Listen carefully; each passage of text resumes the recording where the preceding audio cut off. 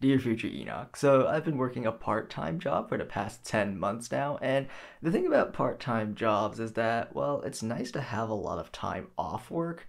It's also not a lot of money. On top of that, you miss out on a lot of perks and benefits and important coverage like dental insurance. On the bright side, I have been making the most out of my time off from work. Currently, I work 4 days a week, so having a weekday off is an unexpected blessing.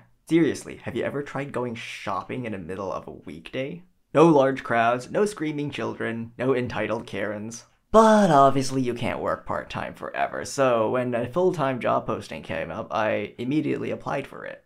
It was a job posting from within my own workplace, and it was basically an upgrade from part-time to full-time. The thing is, it's a full-time, permanent, public sector, unionized job. So while the grass is pretty green on that side of the fence, there's also a pretty tall fence to climb. I applied a couple of weeks ago. The job interview was yesterday, which was probably the worst day to have a job interview scheduled. For those who don't know me, I work for a post-secondary institution, and convocation week was this week, and yesterday I volunteered to help out. The job interview was scheduled pretty last minute, and they told me they couldn't reschedule it. It was a virtual interview, thankfully, but doing a full morning of convocation followed by an hour break to do the job interview, followed by an afternoon of more convocation. Oh geez, and the job interview was so hard. It was a panel interview of 3 people interviewing me, so there were 6 pairs of eyes looking at me. And somewhat oddly enough, I knew all 3 of those people, and 2 of the 3 people worked in my department, and one of those people was my manager. So, Enoch, tell me about yourself. What makes you a good fit for this job?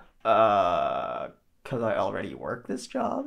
But despite how hard that interview was, I'm quite grateful for the fact that I got a lot of support for it. A lot of other full-time workers gave me some advice on what to expect during the interview process. My manager offered to give me some advice. And even the head of my department offered to coach me a little bit on how to prepare for the interview. I am incredibly grateful and thankful for those who offered their support. But one of them did mention one thing. It's entirely possible that I passed the interview with flying colors and still not be considered for the job if someone came along with more experience than I did. I've been rejected for a lot of positions, but one company that did reject my application did give me a follow-up interview to explain what went wrong. And to be honest, nothing went wrong. They really liked my interview, and they really liked me as a candidate. I didn't get the job simply because I didn't have enough experience. It's the old catch-22 where in order to get a job, you need experience, but in order to get experience, you need a job. To which I say, what do you think I'm doing right now with my part-time job? We'll see how this pans out. If I get the job, hooray. If I don't, oh well. I'm going on vacation next week, so after a full weekend of stressing out over this interview, I think I need that vacation pretty badly. Future Enoch, I'll see you next week.